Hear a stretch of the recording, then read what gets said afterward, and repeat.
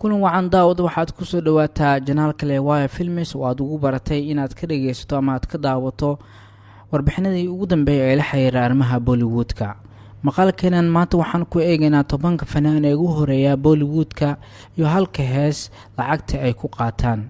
fanaaniinta ayaa Bollywoodka waxa ay kaga jiraan kaalin muhiim ah, waayo halkii film waxa ku jirta 5 ilaa iyo wax ka badan oo hees ah, halka tirishooyinka ama atorooyinka ee afka ay la raacaan.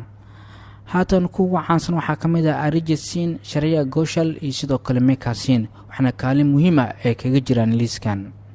Neha Kakkar waxay ka mid tahay heesayaasha ugu caansan Hindiya, weligeedna ma sameynin hees flop noqotay, laakiin liiskan kaalinta 10aad ayay kaga jirtaa.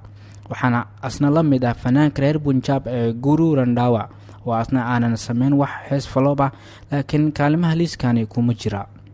haddaba aan isla aragno sida ay kaalimaha ugu kala jiraan, waxaana ku jiraan fanaaniin caan ah oo aad taageer u tahay.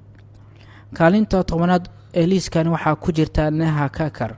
xidigtan ayaa halkii hees waxay ku qaadataa 10 ilaa 15 leeg. nambarka 9aad waxaa ku jira Sonu Nigam, wuxuuna heesaa ahaa muddo 20 sano ah, waana mid ka mid ah kuwa ugu codka macaan. xidigan ayaa halkii hees wuxuu ku qaataa 10 leeg. nambarka 8aad waxaa ku jira Meet Bros, waa laba walaalo oo heesayaal iyo sidoo kaleba muusikiistayaal ah, waxaana halkii hees ay ku sameeyaan ama ay ku qaadaan 12 ilaa 13 leeg. nambarka 7aad waxaa ku jirta fanaanada caanka ah ee Sunidhi Chauhan.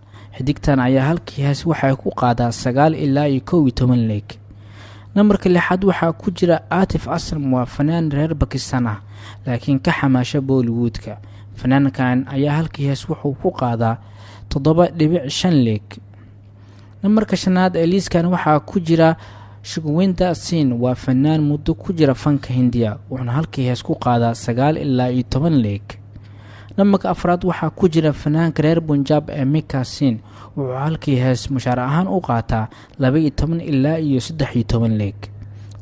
nambarka 3aad waxaa ku jira fanaanka Arijit Singh, waa fanaan cod macaan leh, wuxuuna halkii hees ku qaadaa 13 leeg. nambarka 2aad waxaa ku jirta Shreya Ghoshal. xidigtan ayaa halkii hees waxa ay lagu siiyaa lacag dhan 18 ilaa 20 leeg. nambarka 1aad waxaa ku jira fanaanka heesaha raabka ah qaada oo Hindiya caanka ah, waana fanaankeena in heesaha raabka ay ku lug yeeshaan Bollywoodka, waa Yo-Yo Honey Singh, wuxuuna halkii hees ku qaadaa 70 leeg. intaas ayaan ku soo xiraynaa warbixintanan. haddii aad ka heshana la wadaag asxaabtaada.